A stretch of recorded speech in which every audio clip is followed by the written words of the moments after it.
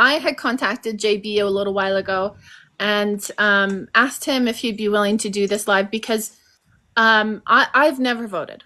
I've never voted. It's only been this last year that I've really started to try to educate myself about politics and like educate myself about the candidates. But what I realized is there's a lot of people like me. My mom has never paid attention to politics. When I asked her, who she's voting for, she said, whoever, my stepdad votes for.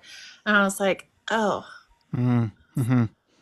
okay. Well, so I thought, you know what, I would love to do something like this so that, for those of us that don't know a lot about politics, Sure. JB would teach us because he's probably my most knowledgeable friend in that arena. Just to be clear to everybody, I am not a teacher, by any stretch of the means, so my educational ability might be lacking, but I can happily try to explain things in a way that hopefully people will understand, because I think that's the big challenge. Is this is a complicated thing. There's a whole science behind it, and I think people get a little confused sometimes when they know, like, what's this mean? What's this system mean? How does this work?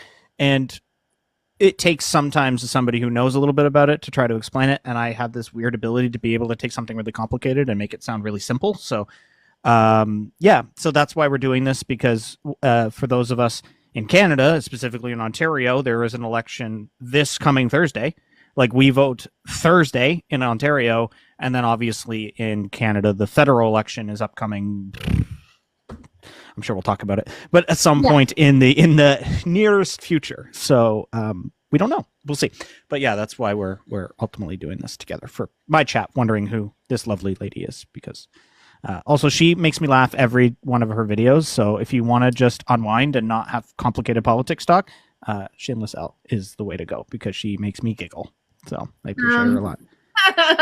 You say that, but a lot of my videos lately have been the opposite of that. So, just go to the old that stuff. I know. What you're looking for. Yeah, just do a big scroll. Yeah, There you go. Just do one big of these, and then you'll get to the fun, silly stuff. And you'll get there. But yeah. So yeah, JB, I mean, I would love if when you're answering these questions, you could just like tell me like a 5-year-old. Like, keep it simple.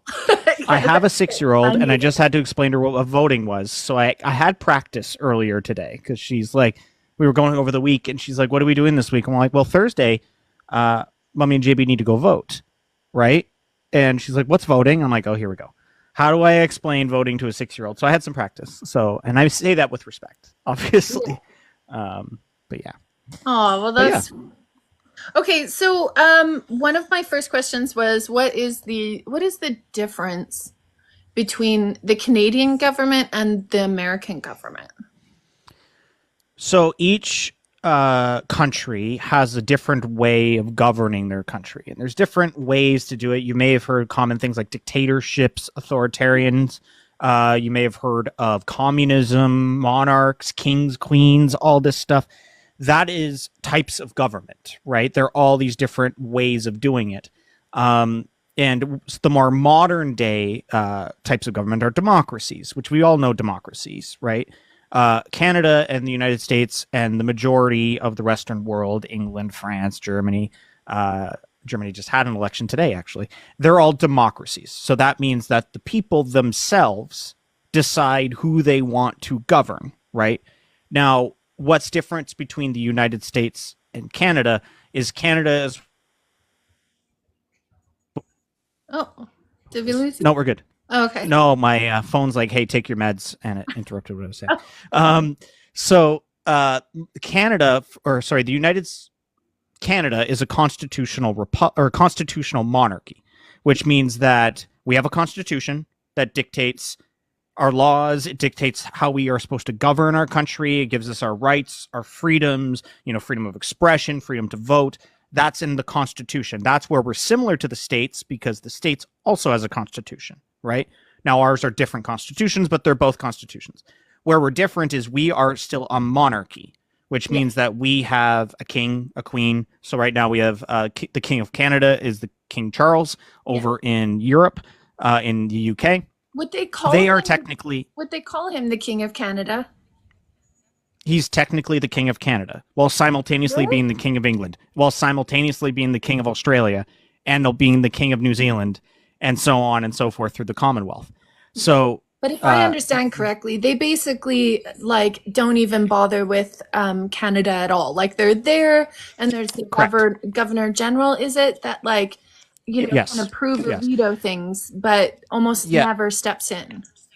Yes. It would be a gross overstate. It would be a gross overstep of the king, or what we call the crown, right, to step in, and the crown includes the governor general.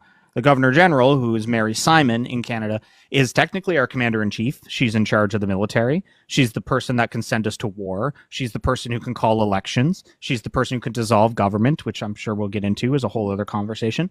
But they're technically the head of state, and the governor general assumes that role when the king, which is always, isn't in town, right? But funny enough, when the king or queen, when it was Elizabeth, returns to Canada for a visit or whatever, the governor general loses their privileges because the actual head of state is present in the country. Um, Oh. so the governor general is just a placeholder essentially for the actual king and queen, because we always need that head of state in our state, which is Canada. Now, that's where the parliament comes in. Parliament is elected by the people, right?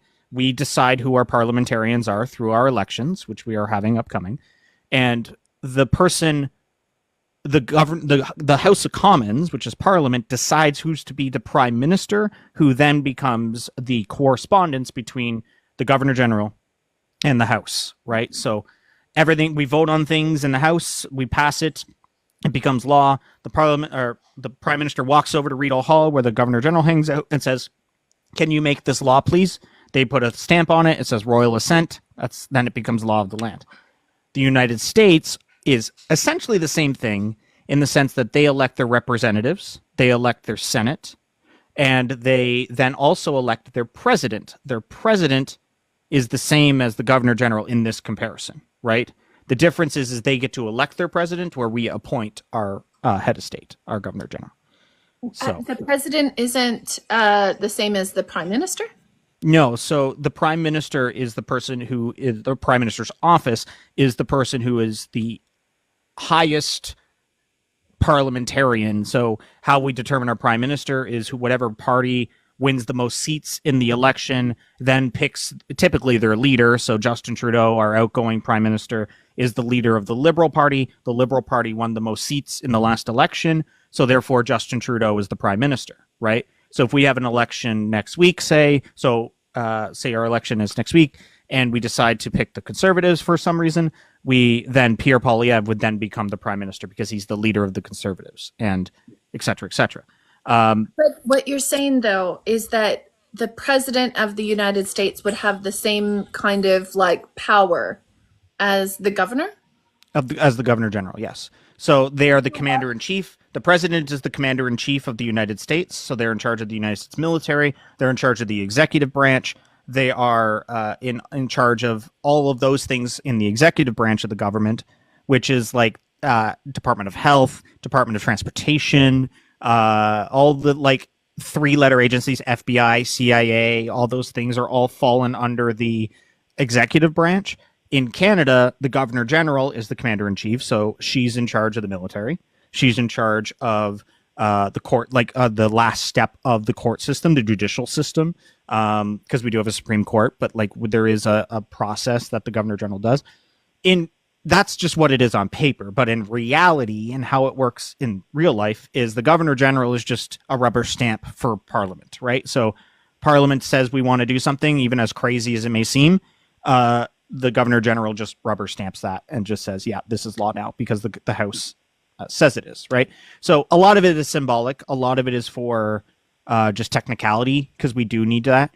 But technically, on paper, the governor general could say no to Right. a bill, but But we that's almost never never happened. hear about the governor general, like, or maybe it's just me and I haven't been paying attention enough, but like, we always hear about like the prime minister, and Mm-hmm. not the governor general at all. Is that, Correct. or is it just me? Yeah, the governor general is an appointed position by the prime minister. So the prime minister picks the governor general when we have a vacancy. And we typically pick governor generals who aren't politicians.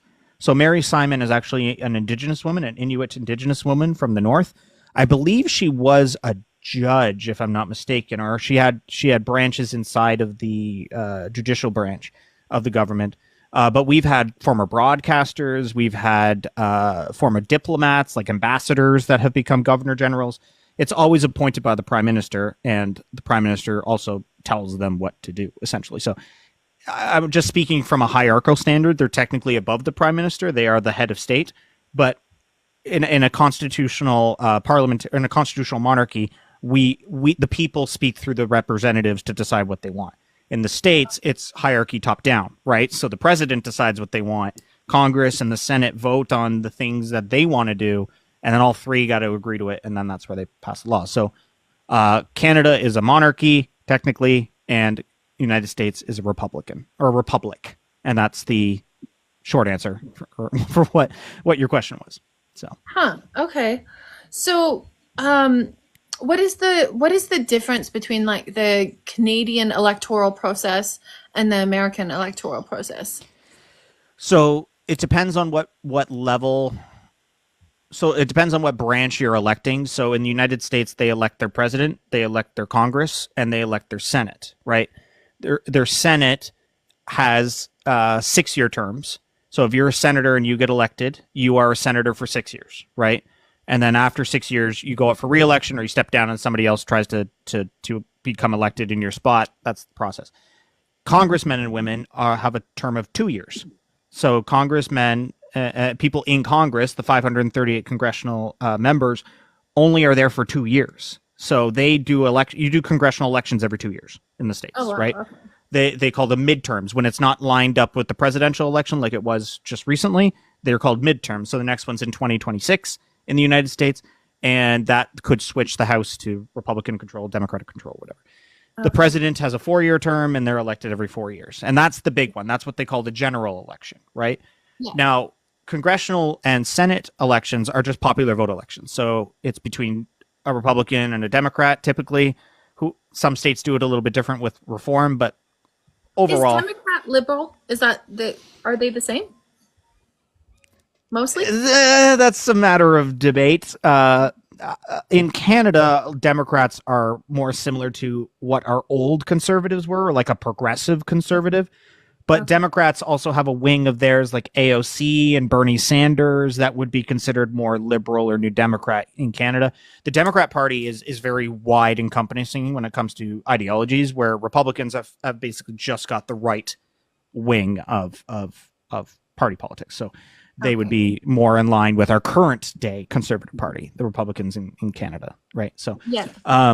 the so yes, in congressional and Senate races, there's a Democrat candidate and a Republican candidate. They vote, they run against each other, and whoever gets the most votes wins. Right? It's very, very simple.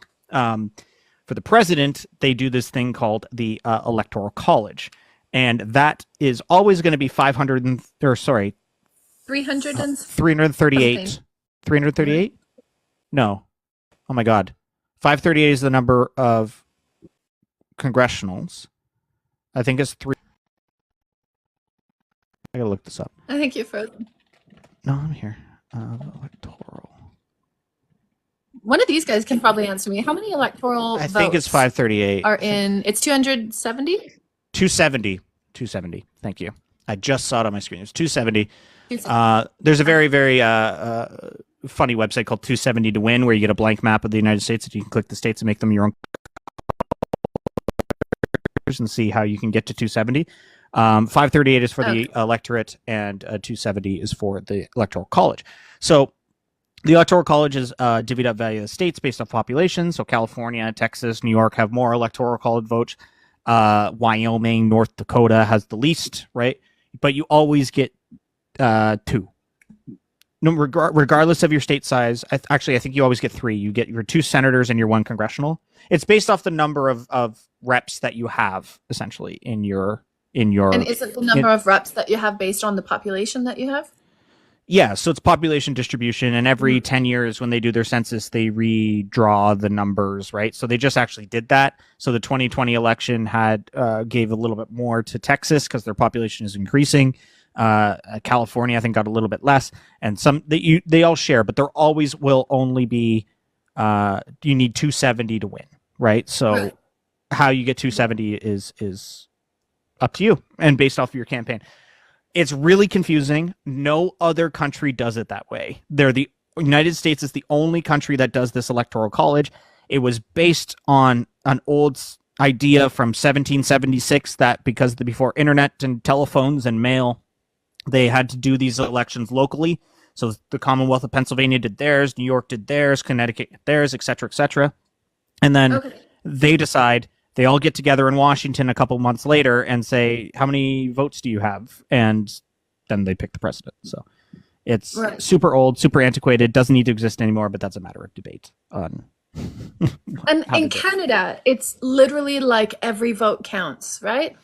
Yeah, so we have a system called first past the post. So what we're actually doing is in Canada, we used to have 338 electoral districts. Now we're going, or as we call them, ridings. We're now going to have 343 because we're getting bigger. So more ridings are being And created. those are for the MPs, right? Yes. So Okay. each riding is roughly 100,000 people. Elections Canada, who determines this kind of stuff, does a very, very good job of drawing the lines and the borders in a way that makes it about 100,000 people per riding, right? So Yeah, I looked that way at the it's writings. fair. They were like 70 to 130,000 actually. Yeah, so it depends on the Yeah. region because they make the ridings. They just did this redistribution because we got 6 more ridings added to the system, and the new Right. ridings actually have less than 100,000 goal because they know that those areas are growing. So they're anticipating in the next 10 years they will get to the 100,000 mark. Once they get to 100,000 mark, it goes up for redrawing because they got to divvy it or split it or move it or whatever. We just did it. We just did it, and this election that we're having upcoming is going to be the first election where we have these new ridings. I actually live in a new riding, so I'm going to have a whole new thing to vote for, which is kind of interesting.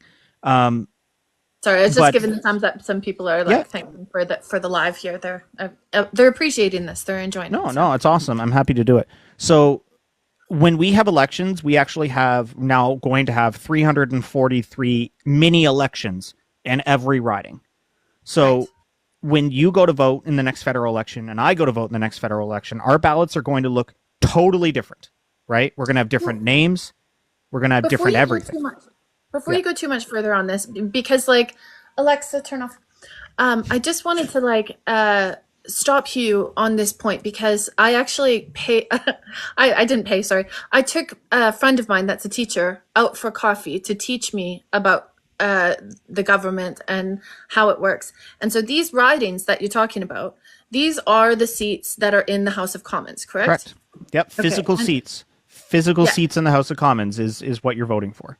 So but those seats will determine whether we have is am I right? Does this determine whether we have like a minority government mhm. or a majority government? And so basically like depending on how many MPs are like liberal, that's like if you think about it like a pizza, then you know that picks out how many slices of liberal pizza there are, how many Correct. slices of NDP pizza, and then all of those together are the deciders of different laws and stuff that we pass and all of those kind of things. Correct?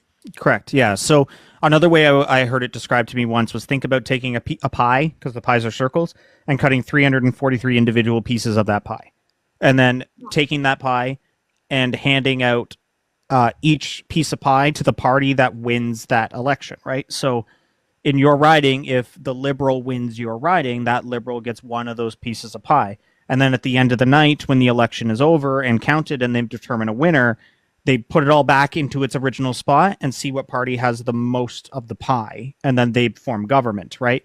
Now, that could be not the full half. That could be just a quarter. It could be a chunk of it.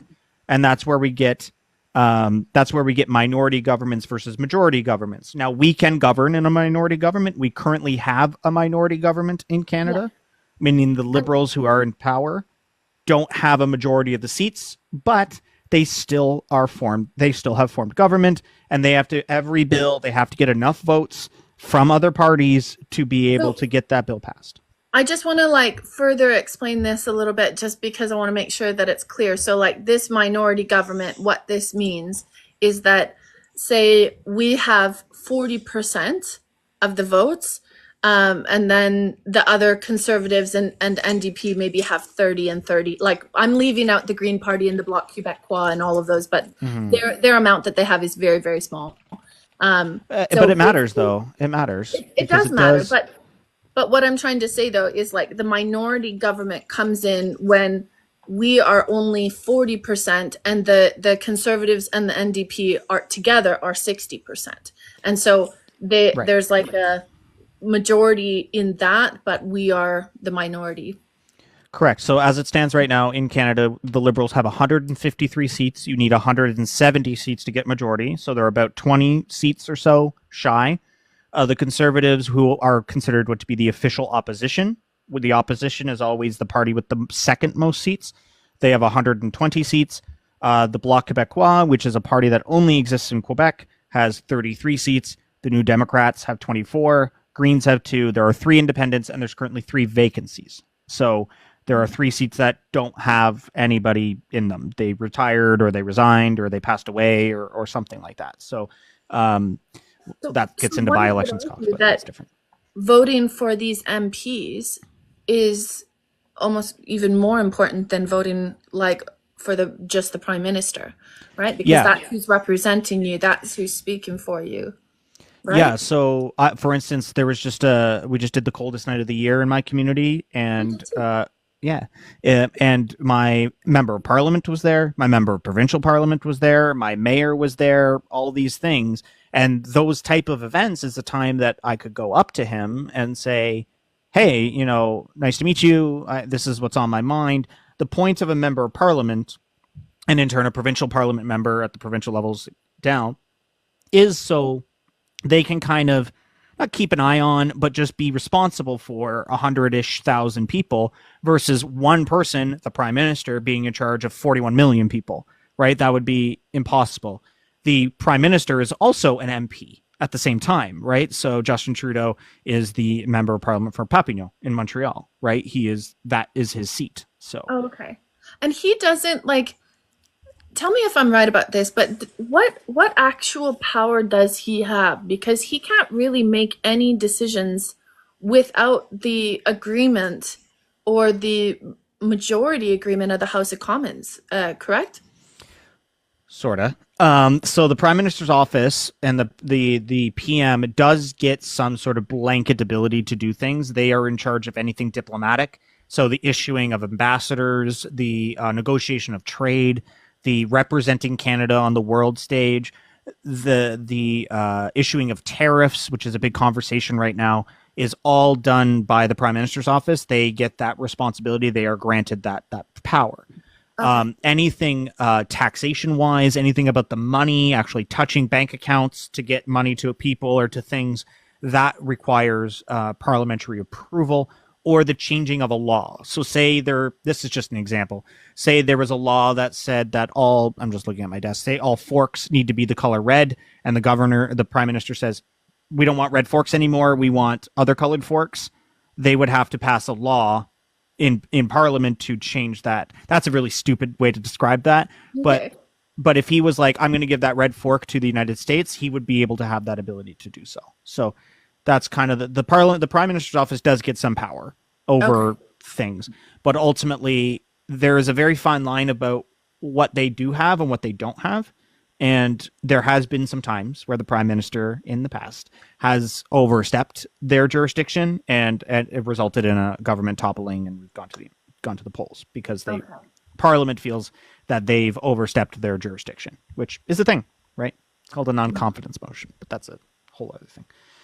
So So tell me, so like for somebody that's coming in like me that is, maybe still figuring out who they should vote for or has no fucking idea who they should vote for, what what would you first recommend to them to do that isn't overwhelming, that's like maybe the easiest way to figure out where the what party aligns with their Sure. like beliefs or values? So there is a very, very amazing, simple test. It takes about 30 to 45 minutes of your time to do. You can do it while, you got laundry in the dryer, sitting on your couch on a Sunday morning, whatever. It's called the Political Compass Test. It's called politicalcompass.org. And some of the questions that they ask you are a little confusing. You might need to Google like sort of what that means, which is fine. But what it's determining is your ideology. It's seeing where you fall on the political spectrum. And the political spectrum, a lot of people say left and right, but it's not just left and right. It's actually a whole grid of, Yes. you can be left but be more authoritarian, or be more libertarian, which means less government or more government. Everybody in this world exists somewhere in that axis, like somewhere in there. Everybody does. It is natural to have an ideology. We all have beliefs. We all have opinions. There. You're cutting One out second. again. Okay. I think you're good now. I just realized I'm not on my Wi-Fi. That's probably why it's not working. Oh. Can you hear me? Are we okay? Are we back up? Yeah, I can hear you. Hello? Okay. Okay, cool. Um, Yeah, so I'll get to that. Somebody wants to talk about what the difference between the federal and provincial government. I will do that. Yes. yeah. Yeah, sure. Um so everybody has a political ideology. The political compass test is a way for you to find that ideology.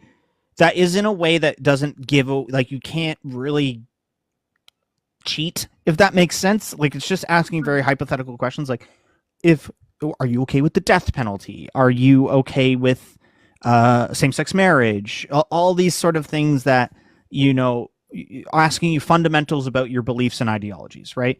When you finish the test, it puts you on the grid.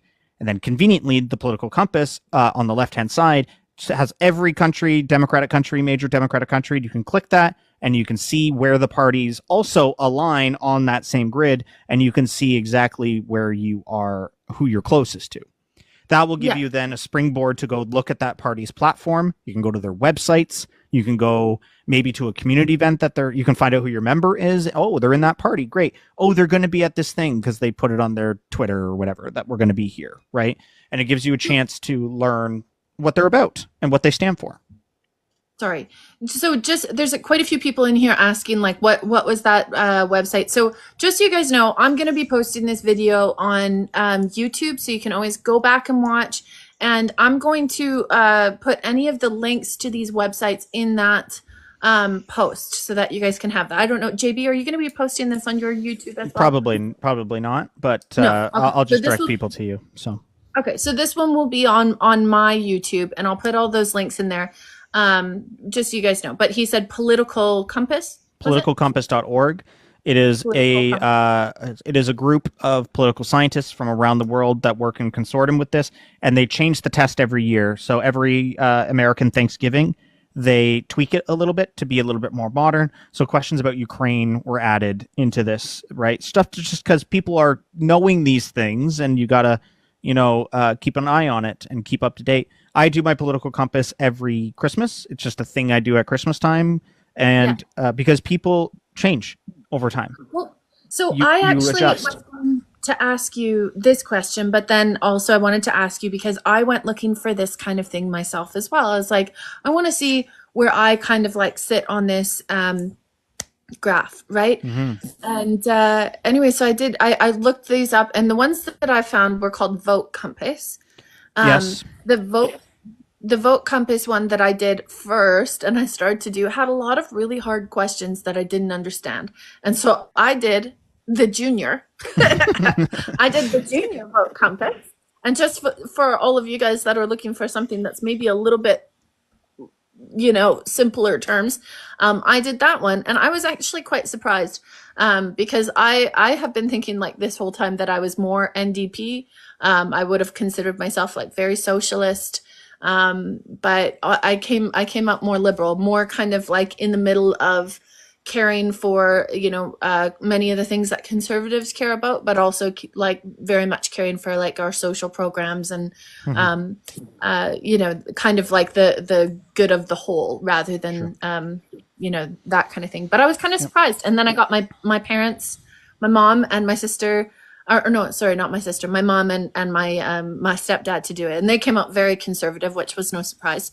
But yeah, it seemed to be pretty on point. Sure. Just keep in mind with Vote Compass. Vote Compass is great. It's a great starter, right? And it's run by the CBC, which I've mad respect for them doing something like that to make voting a little bit more easier and educational for people. But they have worked with the parties on that test, and the parties get to determine where they are on the political grid, right? So while Vote Compass Mhm. will put you somewhere, which is right, you're in the right spot. They Okay. do pinpoint you exactly, but the comparisons with the other parties um, is they get to pick where they are. Where Political Compass and those groups over there, which I argue is a better test, just personally. Okay. Um, Okay. Well, I'll go do that one as well. yeah, But I wanted to ask you about they that pick because, where the party is. Sorry, I just wanted to yeah. finish that point. No, no, I'm glad that you gave your opinion because that's what I wanted to ask you whether you thought that one was good or not, because that's the one that I did. Um, Honestly, any of them are fine. If it means that people are getting more politically engaged, I'm all for it. Right? yeah. I'm not going to sit here and say don't do Vote Compass. I just want to give people that sort of asterisk that the test is good, but the parties get to pick where they appear on that grid. So if they're trying to appeal to more left leaning group of people, the liberals might put themselves left leaning when in reality they're a little bit more righter than that. So stuff like that, right? So just that's the thing you got to keep in mind. But overall, I mean, if you're on the left, you're going to find the left parties because you just know what those you're going to easily find them. Once you determine what your ideology is, it's much easier to search out the parties that you align with easier, right? With versus not knowing and then just going through six parties if you happen to live in Quebec and being like, I don't know what to pick. There's so many, right? Like it can be really overwhelming for people. So So I had somebody ask, what is the difference between the different levels of government? So like municipal, mhm, provincial, mhm. federal, what do they control? And what are the things that they decide on?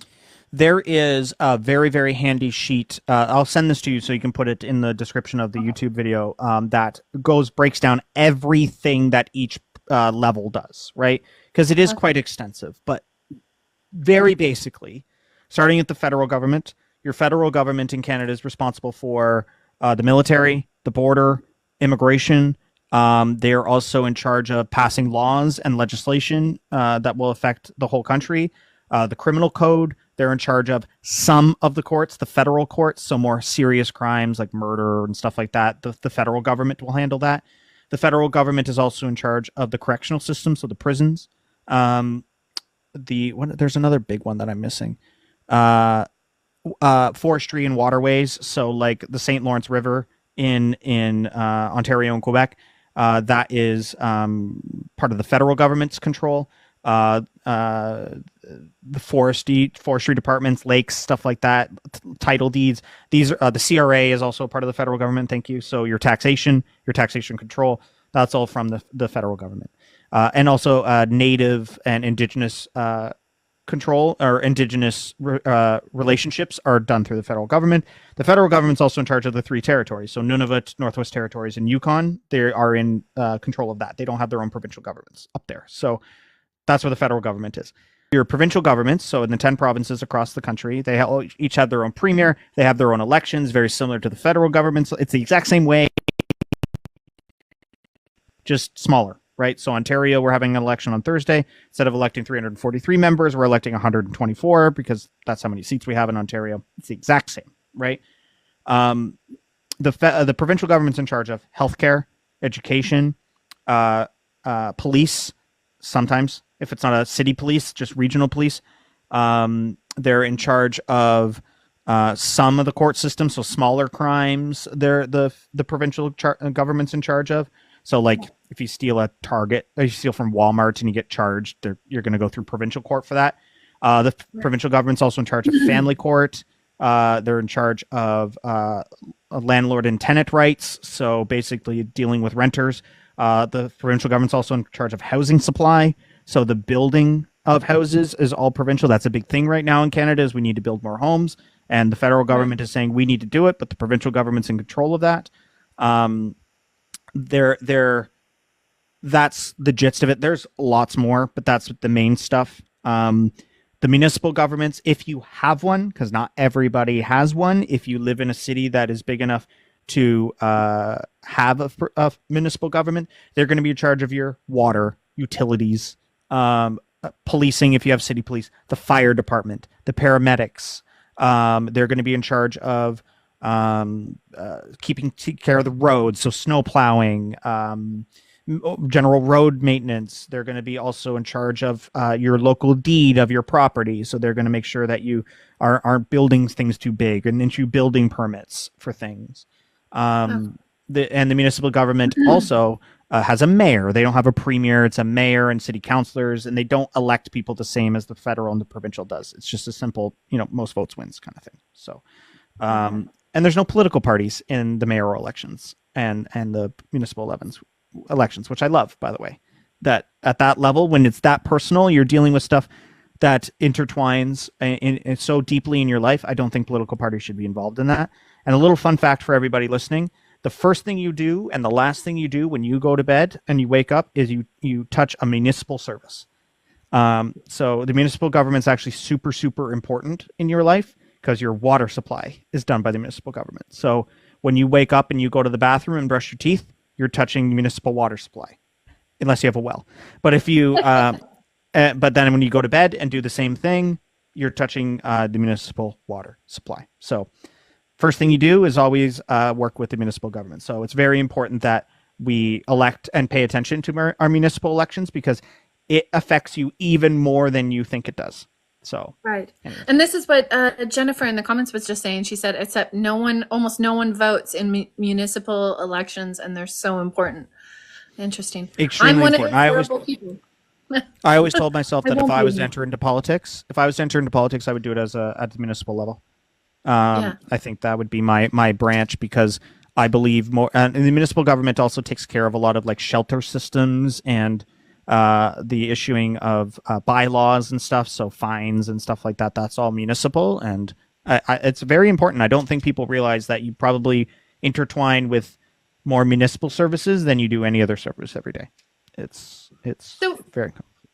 can you explain like the premiers a little bit to me? Because like they're kind of like they're like the um I don't know, like prime minister of each province almost, That's right? exactly it. So the premier is the leader of the party of the provincial legislature that gets the most seats, and at the provincial level, there's also a governor general. They're called the lieutenant governor, and each province has their own lieutenant governor, which acts for the crown in their province. So don't ask me what all 10 of them are because I couldn't tell you. That's how much they don't matter. But technically speaking, each province has their own lieutenant governor, which is like the governor general for the province.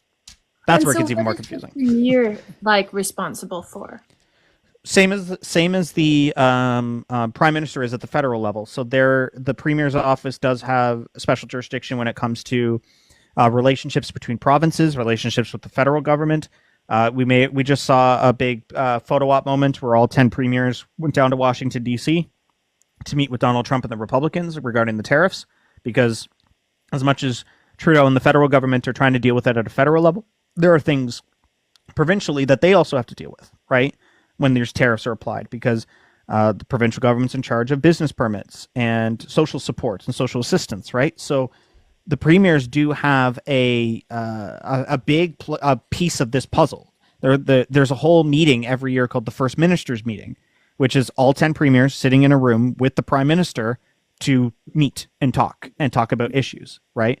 So the premier is an important role. It's just often overlooked because you don't really think about it, and especially in a province like PEI where there's like 4 seats, it's like cool. So one of the 4 guys is going to get it. Like it's not as impactful in these smaller provinces, but in Ontario where there's 124 seats, I think Quebec has 110, 109, something like that. That's a lot of people, right? That's a lot of power that people don't understand. So So, like obviously, right now we have the Liberal election for who's going to be the leader of the Liberal Mhm. Party. Correct me if I say any of this wrong. Whoever becomes the leader of the Liberal Party will become the Prime Minister Correct. for however long that's going At to be. least until October 26, 2020. Yes. Well, not couldn't they Well, even about a bring month the before that. election earlier?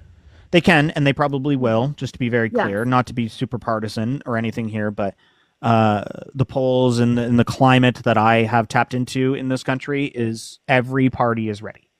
The liberals are Right. ready. Once they pick their leader, the liberals are ready. The conservatives have been ready for 3 years. The New Democrats are ready. The Bloc is ready. The Green is ready. Like everybody is ready to do this thing. Staffers are being hired. You can go onto every political party's website right now and go to their careers page and see election jobs.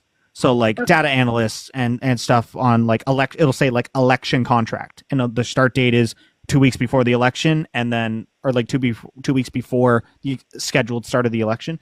It is like they're ready, like they're pretty much good to go. So the anticipation is the Liberals will pick their new leader on March 9th, which whoever that person will be, most likely Mark Carney will become the next prime minister for a short period of time. Parliament resumes on the 24th of March, and there is every anticipation that the first day that new Liberal leader, whomever that is going to call an election. That's just the way. So that means they walk over to the Governor General's office and Yeah. says, "Hey, can we have an election, please?" That's the anticipation that we are expecting.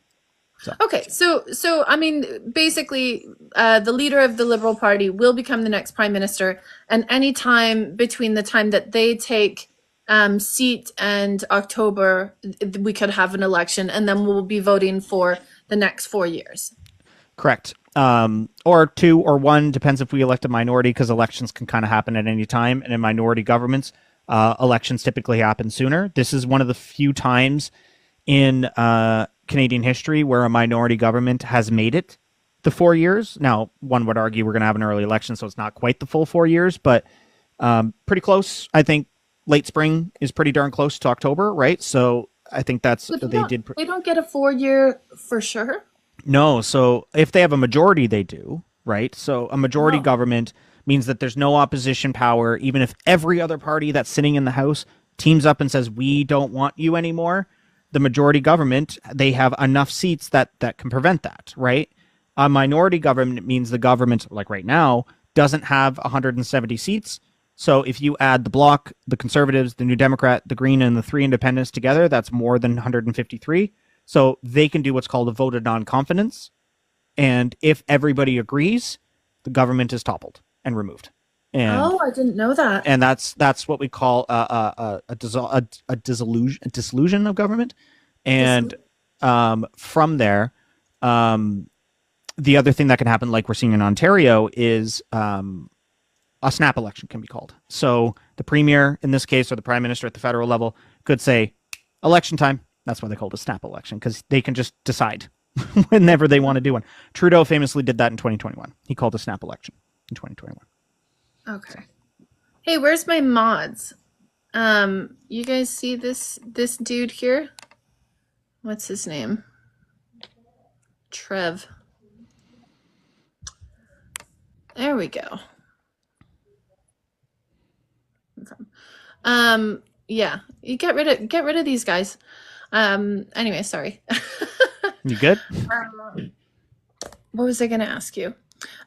So okay, so if we have a minority government, then an election could happen anytime after a year. Yep, very famously, Kim Campbell in the 90s, our first female prime minister, lasted 6 months. So Oh, she didn't even make it a year. Now that's much more complicated. She was appointed, similar to what's happening right now in the Liberals, but the Conservatives at the time. So Kim Campbell replaced by Brian Mulroney, who stepped down.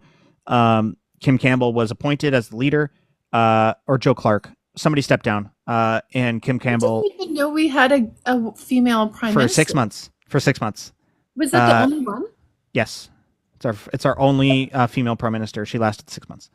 Oh, Um, and there was a really turbulent time back in the early 2000s with Paul Martin that it looked like we were going to have an election, and then they said very publicly that if you don't win a majority, we're going to call another election. So it was looking like we were going to have an election every 6.5 weeks until we got a majority. Um, Wow.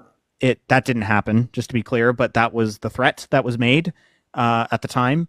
It didn't come to fruition, but yeah, that's technically possible, right? It is totally not out of the question that you could have an election every year, right? It really depends on how turbulent your politics is at the time. And when you see a prime minister like Trudeau, and to Harper, to his credit, who lasts a while, it is very interesting to watch because they've made it through multiple elections over and over again to continue to be elected, and those prime ministers typically go down in some sort of historic fashion, right? So Trudeau is stepping down. That's very huge because if he was to stay on and run again in this election and win, he would have gone down as the second longest term of the prime minister, and his dad was longer. So the Trudeau dynasty was massive. But So I wanted to ask you about this though, because so Trudeau is currently being challenged for proroguing Parliament, and there's yeah, like two guys from I think Newfoundland that have taken him to court. it's not going to go anywhere. The prime minister, well, in turn, the governor general, at the request of the prime minister, has the legal right in our constitution to prorogue Parliament for up to 1 year, up to 365 calendar days. There's a rule in our constitution that Parliament does need to sit for at least 1 day a year, right? Whether that is just for a day, they technically have to do it, right? Now, we prorogue Parliament all the time. The precedent has been set. Trudeau prorogued Parliament in March of 2020 because we were kind of dealing with something else at that time. So we What with is COVID, okay, wait, I don't think I understand what prorogued means. What does it mean? proroguing isn't a dissolving the government, right? So we don't go to an election. It's basically Rick Mercer worded this best, but technical difficulties, right? We're dealing with some things right now. We need It's on to pause. Everything's just on pause. We need to deal with this other stuff first, right? And then we're going to pick it back up where we left off. Oh, It was originally designed back in the 1800s when we made our constitution to be for parliamentarians and MPs to go back to their constituencies to gather information and feedback about a particular piece of legislation they wanted to pass. So say there was a big decision that we needed to do, a massive bill that was going to change Canadians' lives. The prime minister would present that bill, prorogue Parliament to say, here's the bill. This is everything you need to know.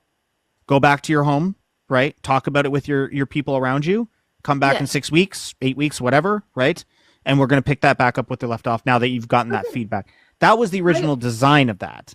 I totally thought that proroguing Parliament meant that he was stepping down from Prime Minister, Nope, and not while he necessarily. would kind of manage the Prime Minister duties, like that it was his way of saying somebody else needs to come and do this job now. Yeah, it's that's certainly a method. That's what's happening right now in the Liberal Party. Is Justin Trudeau stepped down, and the opposition and the Conservatives. I'm trying very hard not to be biased, but it's really challenging sometimes. The opposition and the Conservatives were itching for an election, so they said if he steps down, we're going to call a non-confidence, and that was really everyone viewed that as kind of really like, what are you doing? That's not fair. It's kind of like if you're going to a boxing match and you find out the person you're about to fight is stepping away from because of an injury, but you still insist to fight the trainer of that person. It's just not right to do. So Trudeau and the Liberal Party prorogued until March 24th. That gave the Liberals enough time to have a leadership election, which we're currently in the middle of right now. The debates for that are tomorrow. Okay. So we will decide, or the Liberals, I should say, will decide by the 9th of March. We will then have our new prime minister. Parliament resumes on the 24th. We pick it back up where we left off with a new leader. So Okay. Are you voting for the leader of the Liberal Party? no, I'm not. No. Oh, okay. I'm in that. I've signed up for that, and I was quite surprised to see that. I think it's anybody over 14 can vote. Yeah, it's over 14. They changed the rules a little bit because there was some apparent malicious intent that was happening with this leadership race. But it used to be Yes. just you had to be over 14. You didn't even Wow. need to be a resident. You didn't even need to be anything. Huh. You could just apply and get your ballot. Every party has different rules. This is dictated by the party. They're technically private elections. Like it's no different than if you went to work and you were having a vote among coworkers about who wants dinner, right? It's not. It's just to decide things. There's no legal like constitutional protections under party leadership races. The party can decide however they want to do it, and up to them, right? It's their choice. Oh, Um, okay. so all the New Democrats, for instance, also have the 14-year-old rule, but there's a monetary barrier. You have to pay to get into the party. It's just like $20. It's not anything spectacular, but you Huh. know every party has different rules, and they change the rules depending on their urgencies at the time. So the Conservatives, very famously, for many years, was like $100 barrier. Like you needed to pay $100 to become a member. They've removed that. That's gone. But yeah, so they've changed it now. You do need to be a resident of Canada for more than 40 something days. You now have to also go to Canada Post and show your ID, and they'll give you a verification that you You give can to the actually party. do it online too. They Yeah, have, yeah. yeah. It's just to verify your ID that you are who you say you are. Yeah, so that's happening soon. Very soon, actually. The ballots come out, I believe, Friday. I think is the earliest the ballots come out. I don't know.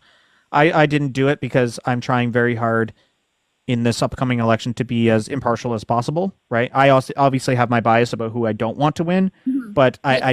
I don't want to be able to push the scales saying I want this person to win and this is who I'm voting for.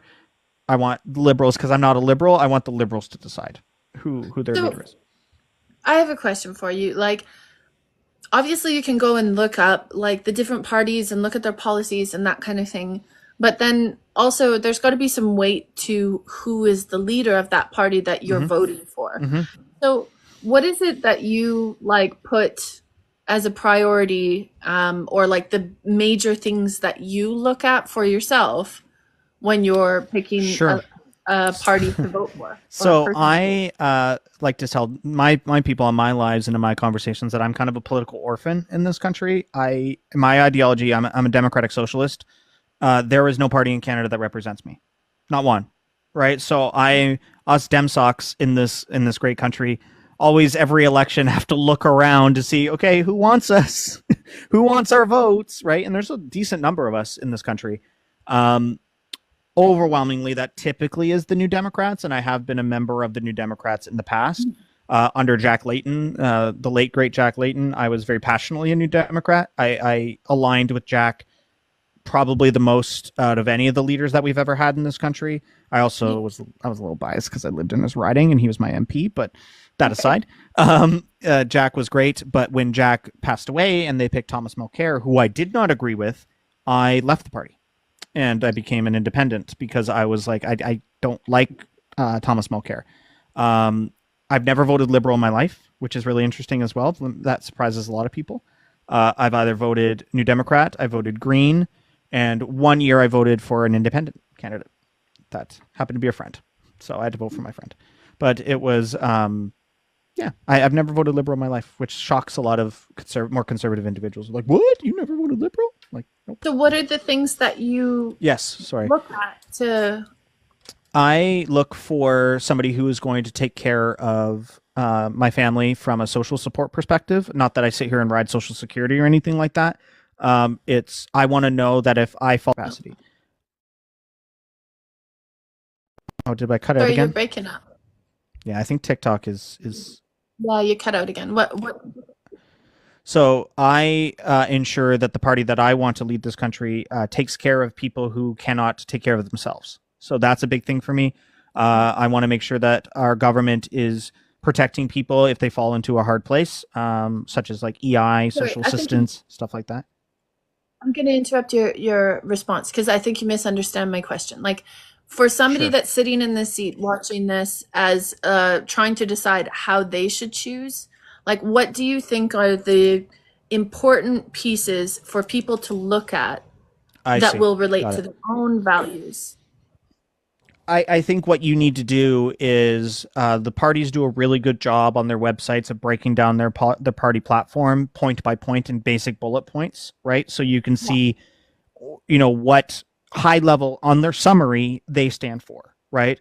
Then, if you want a little bit more details about how they are going to do it, you can scroll down and actually read the how. Right.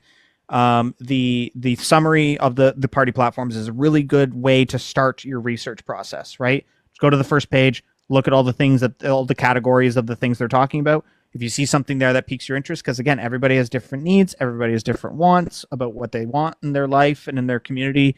That's a really good start. And I think people also need to understand that it's okay to be selfish in a sense. Like it's okay to think about your own personal interests when you're looking around, but at the same time, you need to also think about your neighbors, your friends, your family, your son or daughter, your grandparents. They're all a part of the system as well. And I find it really frustrating when people go overly selfish and say, I'm voting for candidate X because they're going to lower my taxes. But in doing so, that's going to raise the taxes of my senior grandmother who lives on a pension, right? Mm-hmm. So there's you got to think about your family and your community and what benefits what you want.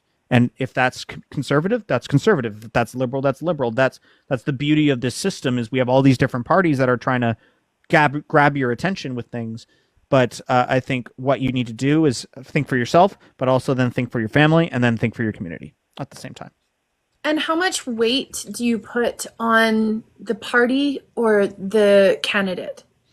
Like, would you put more weight on whether you like the candidate or more weight on the party that they run for? So it depends. Some ridings where you live in a riding where that candidate is a prominent member in the government, maybe you live in the prime minister's riding. Like I used to live in Jack Layton's riding. So Jack was the reason I was voting New Democrat. He was my member of parliament on top of being the leader of the New Democrats. So that's why I voted for him ultimately, because I wanted to see my MP, somebody that I align with, win. But if you live in some riding, like I currently do right now, where the MP is a backbencher that doesn't have any say in the government, that is just there to fill a seat, right, and doesn't really sit in committees and is the start of or the junior in their career, then you're going to look more at the party platform, right? Because what are they telling you, right? What are they advocating for? Because they're a member of the party, so therefore they are representing that party to you, right? So I think it kind of depends. And there are also some situations that I can point to where the candidate for the party is a local community leader. Maybe they're a former teacher in your kid's school, so you have a personal connection with them. There's all these different variables that come into play. But everybody's situation is different and how it depends. I've seen people just vote for the name they like the most, which don't do that. But that's I've seen people do it. And it's, at least you're voting, but try to do a tiny, tiny little bit of research. So I had somebody ask in the comments, what is the difference between PC and PCP or PPC? PPC, that's what it was. So the PPC was formed by a man named Maxime Bernier. He was a Quebec Conservative member of Parliament in a riding called Beauce. Maxime Bernier has some pretty extreme views that, in my personal opinion, do not align with the values that Canada brings. It's extreme conservative, isn't it? He's an extreme far-right conservative, and he was able to, nationalist is probably, thanks, somebody in my comments is saying he's a nationalist. That's probably the most polite way to put it without, putting any sort of very extreme labels on it. But I'm not going to sit here and go into his individual platform. I would encourage everybody to go look themselves. And there's a reason that they are polling very low. They only get 1% to 2% because they do represent a very extreme corner of this country. They gained a lot of popularity in the 2021 election because they ran on an anti-lockdown campaign. So their whole thing was like, we don't want lockdowns, we don't want vaccines, we don't want any of this stuff. And that obviously was a very emotional topic at the time. So they did get a lot of attention.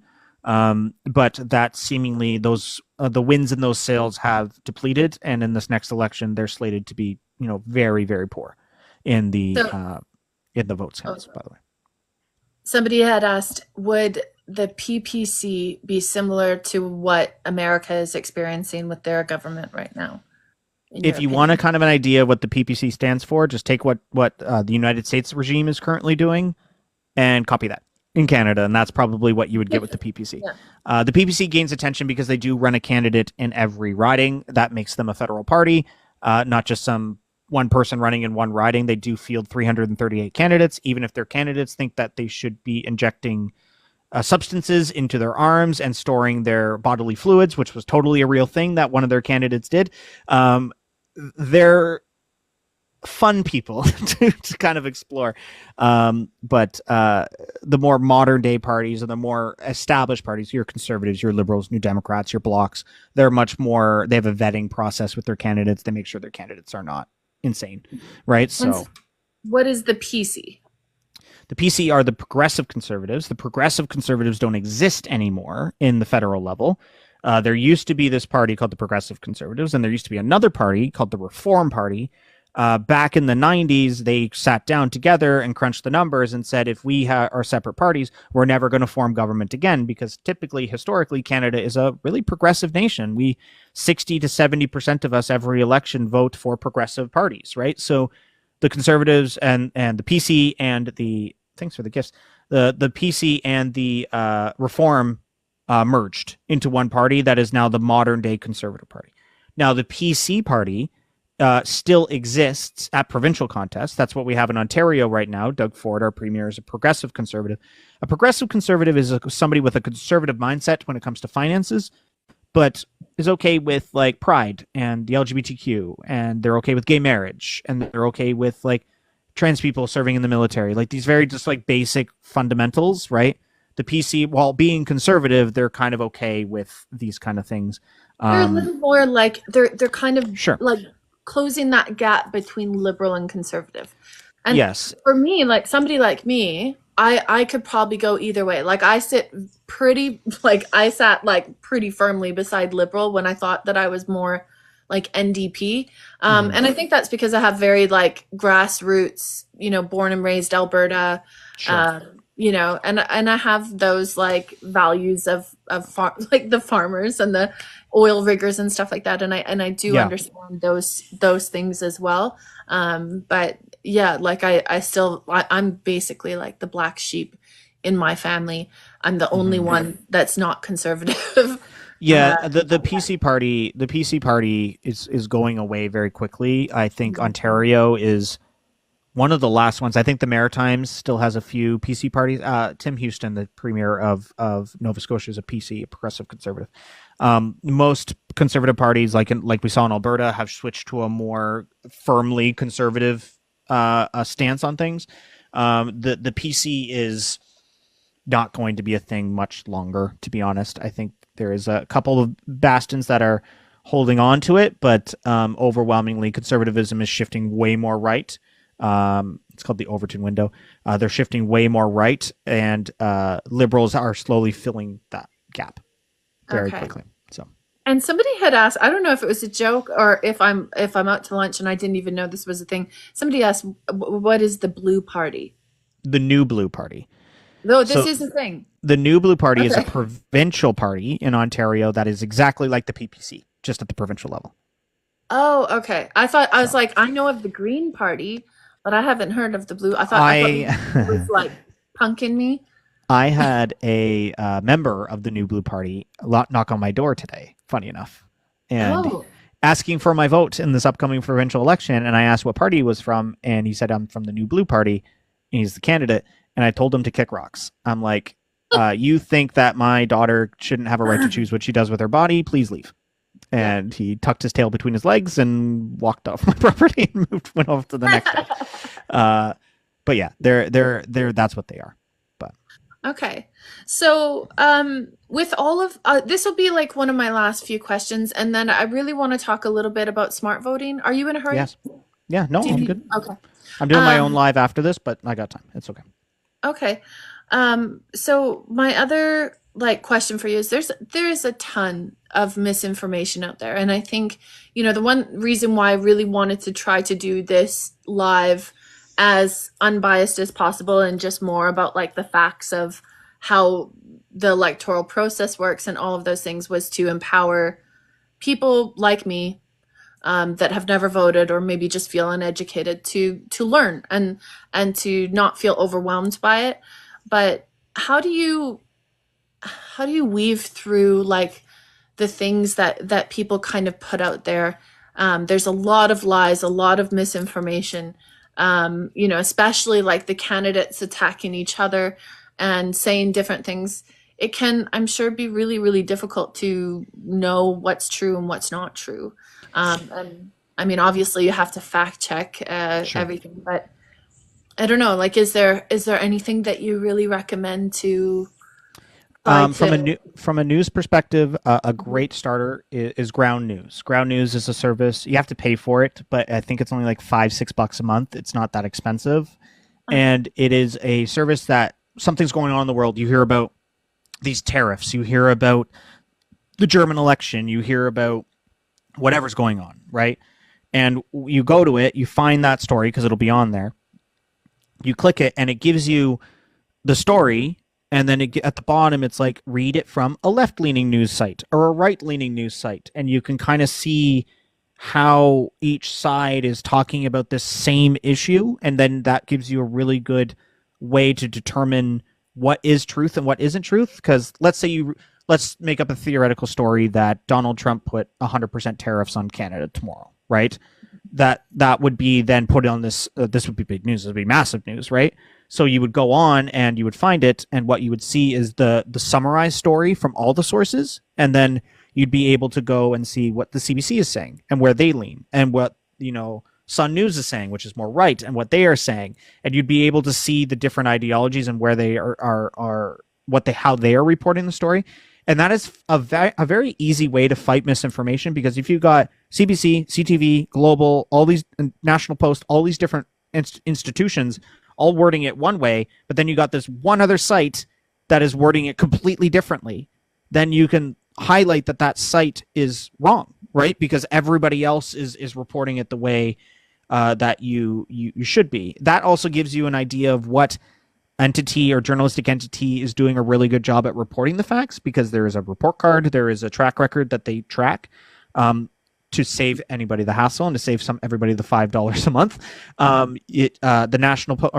The Associated Press is really good for American news. The Canadian Press is really good for Canadian news. CBC is also really good as well, as much as people hate on the CBC. The CBC is their news department is very, very impartial and unbiased. I give them a lot of credit. The BBC internationally, Reuters, is also really good. Axos is also really good. So you start to learn a lot of these journalistic institutions that are reporting the news properly and reporting it with factual knowledge. And then once you have that, you can then really empower yourself to get educated and learn about particular issues, because you're reading it from sources that aren't super biased.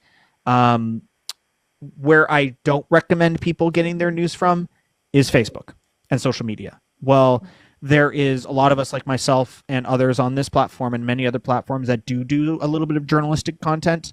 It is important to note that everybody on social media, myself included, are not journalists. We're creators wholeheartedly, and our job is to entertain. And when your job is to entertain, that's when you can get into misinformation territory. Well, I try very hard to report factual information, and that's my mission to you guys. I've gotten things wrong before because I'm not a journalist. I'm not here to fact check all this stuff, right? I'm here to just report what I believe and provide my opinion. But at the journalistic level, those same sources, so Associated Press, Canadian Press, CBC, BBC, Reuters, Axos, those are all fantastic organizations that I put a lot of trust into their reporting. So Somebody mentioned Aaron Parnas. I love him too, but he's not Canadian news. Like he's pretty it's much not mostly Canadian, but it's the American. same thing. He is a creator. He is there for entertainment purposes. While he is perpetuating, or sorry, not perpetuating, but giving us information, which is great. And I don't have any issues with what he's saying. I think everything he's saying is correct. But he is a creator wholeheartedly, right? So that's the thing you got to keep in mind when you see this stuff on social media is, while they may be right, you got to remember that these are creators, and that should empower you to go find what actually is going on. And who knows, maybe the creator's right, and that gives you a little bit trust towards that person. So, but yeah. Okay, so tell us a little bit more about like smart voting. So Sure. this part is something that JB has actually created, and if I'm correct, it is to kind of get liberals and NDP working together. Yeah, correct? so our mission with smart voting is to give us true electoral reform in this country that we so desperately need. Because we didn't really get into first past the post and this kind of stuff, but there is situations like we saw in Ontario in 2022 where Doug Ford won a majority government with 18% of the vote. And that shouldn't happen. 18% of the population should not dictate and create a majority government. That is because on the left, there is a very, very evident and prominent vote split where we, in ridings, we half of us vote for the New Democrats, half of us vote to the Liberals, and the Conservatives don't have any opposition, so they get all the right votes and they win, right? And then on top of that, Ontario has historically terrible voter turnout because people don't feel like their vote matters because when they vote, nothing changes, right? So that resulted in only 42% voter turnout in the last election. So if you take that and you factor in non-voters to the total electorate, Doug Ford won a majority with 18% of the vote, and the other parties got less than that, right? So it is really, really frustrating. And with smart voting, what we're trying to do is we have asked for decades. I have asked for decades since I became a voter. My parents have asked for decades about changing this system because we're tired of electing people with such a small majority of the vote. I don't think that we should be electing people with 30% of the vote. It should be over 50% of the people need to agree with this in order for that person to lead us. That's just common sense, right? Like if this person is going to represent everybody at the House of Commons or at the provincial legislature or wherever, they need to be able to have support of over 50% of the population of that region. That just makes sense, right? So what smart voting is trying to do is give us actual electoral reform because we have asked for decades to have this and the parties aren't doing it. So it's time for us, the voters, to take control into our own hands because we are the voters. We decide who wins and who loses, right? So it's time Oh, for that us to face take. not for you. What's that? Sorry, that face was not for you. I was like, what did I say? Something gross? Um, No, no. uh, Sorry. yeah. So the um, the point of it was to give voters a tool. We're not the Bible. We're a tool that you can go to if you don't know who to vote for. You don't know what's going on. You don't know what's happening in the world, and you know that there's election coming up, and you really don't like that Doug Ford guy because he's making it so your healthcare is really crappy, and your kids don't have school buses anymore, and all these terrible things that are happening in our province right now, and make it so that he doesn't win. And to put it into perspective, I will give you the updated numbers because they literally just updated while we were talking. Um, in Ontario, the Conservatives right now are slated to get, there's 124 seats. There is 91 seats for the Conservatives. That's a supermajority territory. The Liberals are slated to get 12, the New Democrats 9, the Green Party 3. If we remove the vote split, so if every riding picks one or the other left-leaning party, that switches to 48 seats for the Conservatives, 47 seats for the Liberals, 26 for the New Democrats, 3 for the Green. So if we ended vote split, the Conservatives would win a very, very weak one-seat minority. This is not what we want. So what we're trying to do is get the voters to create that situation, right? Where we empower voters enough to stop this vote split. And then when the parties say, oh crap, I lost a bunch of seats because of this strategic voting and this vote split, and we say we want actual electoral reform. We don't to elect people with 30% of the vote. We're tired of it. We're done with it because it's wrong. They don't represent the people, and all it's doing is creating more animosity and more issues with how people feel about the government. That's how you get people not voting. That's how you get people not caring because they feel like their vote doesn't matter. And I want change. And we've asked for change for decades and we haven't got it. So it's time for the voters to take control of that and force the change because, like, civilly and democratically, I don't want you to march to the parliament and not leave until we get electoral reform. But let's use our voice. We all have one. We all have one voice in this race. Let's use it and let's send a message that this needs to change. So, and Conservatives And are supporting this movement, funny enough. So you just put this live like a month or two ago? I launched it on, when did I launch it? 1 second. I will give you the exact date. I turned it on February 4th. No, So sorry, January 28th. January 28th, it's barely been a month, It'll and you've had over a million 1 point, streams. 1.5 million unique Ontarians have visited this website. There is only And you, 14 million. It's roughly 11-12% of the Ontario population and over 35% of the voting population. that is fucking incredible. That's so fucking incredible. Yeah. And you're going to use this going forward for the general election too, right? That's your goal, is to Mhm. then like add this for the general election. Yeah, if you go to Yes. smartvoting.ca and go to the homepage, you can see we have a date for when we're launching the federal model. It turns on March 1st. So This is the amazing. federal model is ready. I've been building this. I'm not going to get into the technical details, but I've been building the model, the thing that makes these determinations and figures out who to vote for. I've been building this for almost a year in the back end, and I've been testing it with every little election that we've had up until this point. And the big part of the model is making predictions about how each riding is going to flip or flop in each direction. And in BC, Saskatchewan, New Brunswick, and Nova Scotia, which just had provincial elections last year, I was 98% accurate on that. So That's we got the predictions pretty good. So now it's a matter of just using those predictions to actually get people into the right direction. And the goal with this is I want to turn this website off one day. I want to be able to flick the switch and it's gone, and we don't need it anymore because I want people to vote for what they stand for, not because they don't want the Conservatives and want electoral reform. It is there's I think enough Canadians, clearly by the traction and the visitors we're getting, that there is enough people that want this, right? 1.5 million people in almost 4 weeks. So Alan or Elaine or I don't know what his name is says, so you're swaying voters. So no, he's not swaying voters. So this is basically bringing the left side of political parties together and having them vote together, because we are losing because we have so many parties that the vote is split between. Now, that is always the voter's choice. It's always their choice to go on and see this and decide to vote together or vote as a majority rather than to just vote for their own interests. Because, Yeah. yeah, you explain this a little bit better. Yeah, I think ultimately, like I said, 2 points. One, this is a protest vote. This is a strategic protest vote.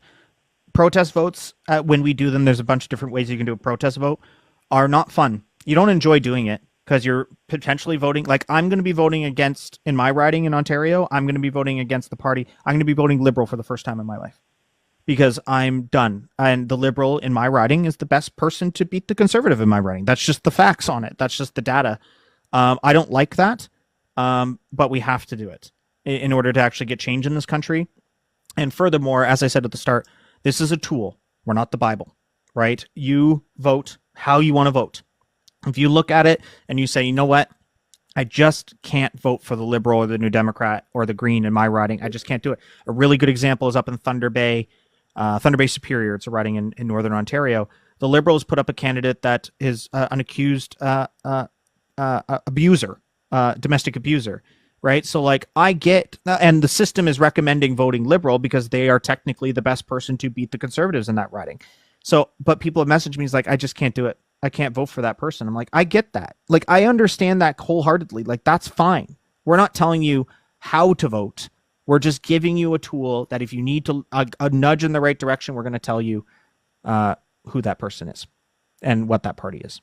And if you So don't want to do it, don't do it. It's not. It's I can't control what you every, do. That's the beauty of the yeah. vote, and your vote is anonymous, and we'll never know. So Everybody gets to choose their own vote, and they can choose whether their vote is just for them or whether it's strategic, and that's your choice. But the thing about this that is certain is that what JB has created is completely useless if it's not something that everybody knows, right? mhm. So if nobody knows about smart voting, nobody knows about strategic voting, then it really doesn't do anything. And so to see just a month go by and there's over a million people streaming this, like Just that, in Ontario. Yeah, that just is in something that Ontario. is going to tell you that, this is something that a lot of people that are voting left and losing the vote because we're so split, they want. And so if this is something that you want, if this is something that you want to see happen, then tell people, share it with people so that when we Mhm. do go to the general election, there is a knowledge of this application that people can use to make their vote strategic. Yep. And what I can tell you is it's making waves. People are noticing. Candidates are starting to notice. I was on calls all day today with campaign managers from various different ridings in Ontario that are trying just to get a little bit more information about what we're trying to do because they're hearing on the ground that people are visiting the site and seeing this, that, or the other. I can say this. I'll say it. I don't care. Bonnie Crombie and the Ontario Liberal Party reached out today to start a discussion about this strategic voting conversation in Ontario. And we're going to field it. We're going to entertain it because as much as we are trying to give you guys a tool on the public side, myself and my it's not just me. I just want to make that clear. We have an amazing. Although I'm the managing director of Smart Voting, we have an absolutely amazing general manager who's handling a lot of the administrative side of it. We have a very fascinating and highly skilled team of volunteers that are out there. They're running the socials. They're doing everything in the back end. I've been so overwhelmingly heartwarmed by the amount of people that have come forward to want to help and volunteer their time because the goal with this is we want to pivot this into more of a voter education site and actually start to generate revenue with it and make it a thing that we can make this sustainable for people in the long term, and ultimately lobby and help make this change in our country. But that requires money, that requires capital. I'm not going to sit here and ask for people for money because that's not what I'm going to do here, but that's in our game plan in the long term. And education. And one of the things that we're going to use for that revenue generation stream is Elections Canada and the provincial counterparts famously used to do these voting kits to schools, and you would do mock elections in schools when there was an election. They don't do that anymore. So we are going to do that. So we are working with, and we are actively talking to school boards as we speak to create voting kits for people, for students, grade specifically high school, grade 10s, to do a mock election every year in their civics class. And then they'll be able to report that those results to a portal, and they can see how they voted and how the school board voted and how the country voted that are students, and really engage young people into voting, and make it fun, make it educational, make it digital. They can do it on their phones, they can do it on their tablets, they can do it on whatever they want, and actually make it really fun for people. That's the long term goal with this thing. And you're But planning on adding like information like going forward about like the candidates and different yep, things so that okay, I just yep. think that's so amazing. We Like we are actively. I got my first preview of it today. We're making an app that will live on your phone. The app is going to be super cool. We're not only going to just do this strategic voting thing and give people this information, but when you have an app on your phone, you then get the luxuries of push notifying. So we are going to be able to push notify people when there's a drastic change in polling in their riding, so they can get a little bit more informed about who is now leading. We're going to be able to push notify when an important piece of legislation is about to be tabled and how their member voted on it. So say, I'm not trying to get too political, but all the talk is abortion right now. Let's just say, that gets tabled in Canada. We'll be able to push notify people on the app that says your member of parliament voted for or against this critical bill, right? Stuff like that. And just having access to data, because all this data is out there in the world. It exists already on 30, 40, 50 different sites. So we're just taking that and putting it into an app that everybody can have on their phone, free of charge, never going to charge you for it. That is just your information, the things you need to know about your candidate, your riding, your country, into one screen on your phone. And I have to give a lot of credit to a lot of the developers that have stepped up to volunteer. They're doing this completely for free. And it's going to be a really cool thing that we're building. And hopefully we can turn it into a business that I can actually pay these people, because I'm not even getting paid. Like this is all just a passion project right now. So that's fantastic. And just so you guys remember, we are going to put the links for all of these in the video when I put it up on YouTube. I don't know how long it's going to take me to download this and put it back up there, but I will do that, and I'll put all of the links for everything that we talked about in that. And was there anything else that you wanted to add?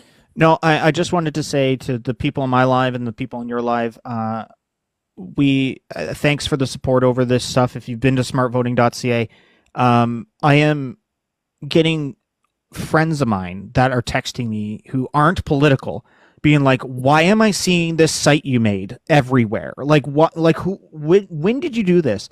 I've gotten tips from political leaders in this country that they've noticed it, they've seen it, and as much as this was a passion project for me, and I've been thinking about this for over 6 years now and building this thing very slowly, to see it do so well so quickly, and it warms my heart, because it's like I didn't want it. I thought if 1,000 people visited this thing at this election, I'm happy, right? That was my. I didn't think it was there going to be this big. I've had to contact the company that's hosting our website and say, because they contacted us saying, you're running out of server space. Like, we don't have a tier for you. You're running out of thing. Like, we cannot tier this to this many people. And we had to figure out a solution, and we're actively moving to a different thing. It's like, it's astonishing. I cannot believe it. And every single day when I refresh my TikTok and I have 100 more tags and videos and mentions of people voting while smart voting at the same time, I'm optimistic that this election on Thursday is there's going to be a noticeable bump. Did we cut out again? But the polling, you're good now. The polling unfortunately isn't showing that any effect is actually happening in the vote, but I'm hopeful that there's going to be that one riding that we're going to be watching the coverage on Thursday, and they're going to be like, that didn't go as expected. What happened here? And they're going to say, well, it looks like they strategically voted in this riding. And I know that I might not be the only website that was part of that, because there's others that also do this, but I definitely feel like that's going to be a big part of people. So we'll see. Thursday's going to be a very nail-biter day for me. So if I looked a little stressed in my live, it's because this is my test, right? And to see if what I built works. And we'll see. We'll see what happens. Pray for me. I think it's me. And thank you so much for doing this with me. Sorry, excuse me. If you guys have any questions for JB, please put them in the comments, and I'll try to keep them. If you guys want to have us do this again, and you have more things that you want to ask him, and do that, let us know. And I also wanted to thank everybody, because I just launched my merch shop, and it has the Canada's Not for Sale and Shamelessly Canadian merch, and a bunch of you guys just went and left me the sweetest notes, and I've done my best to send you all videos, but thank you for it's awesome.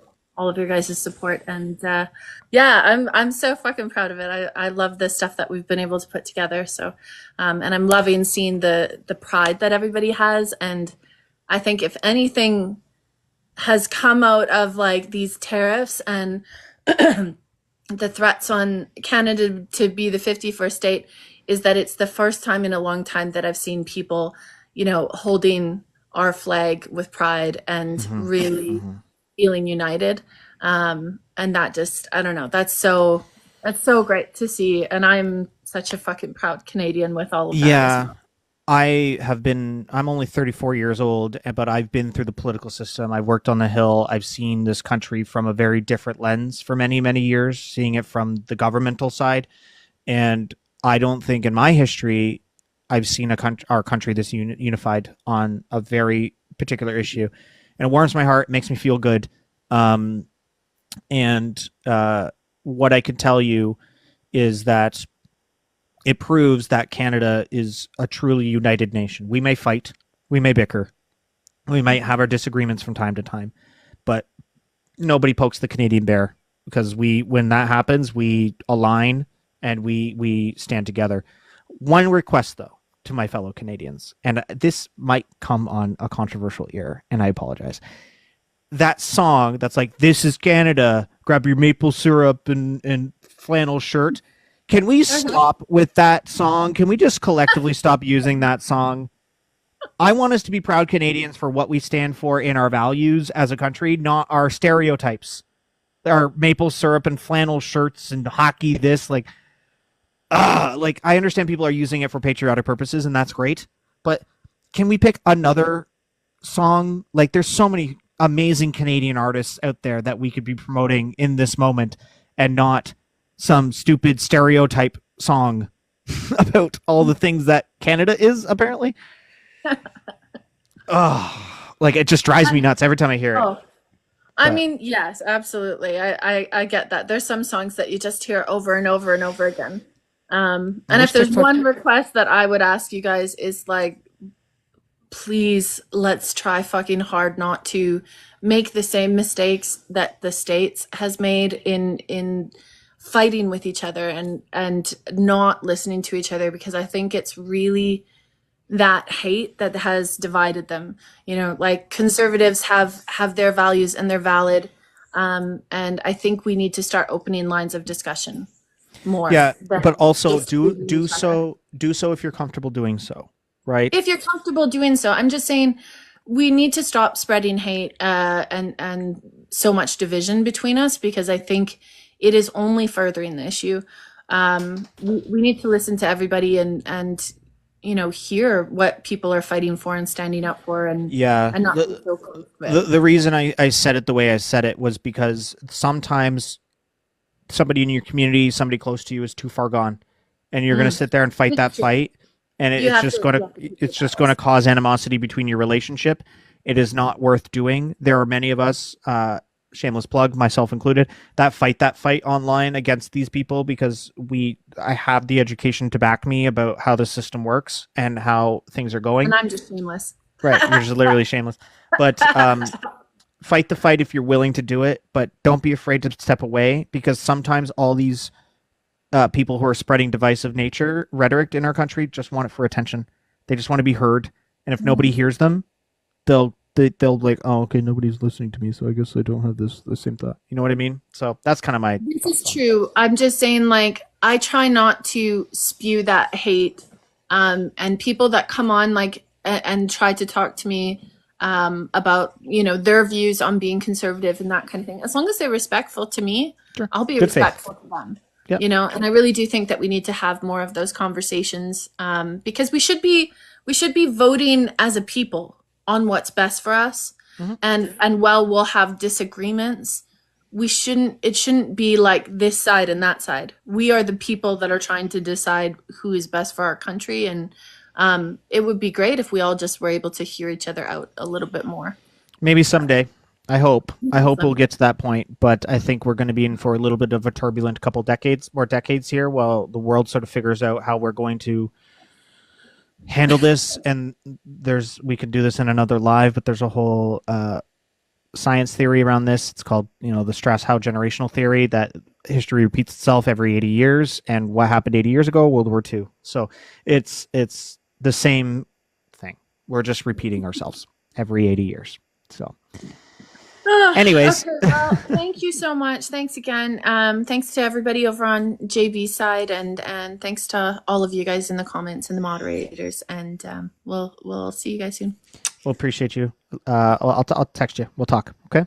Okay, sounds good. Okay. Bye. Bye. I don't know how to leave. Am I hanging?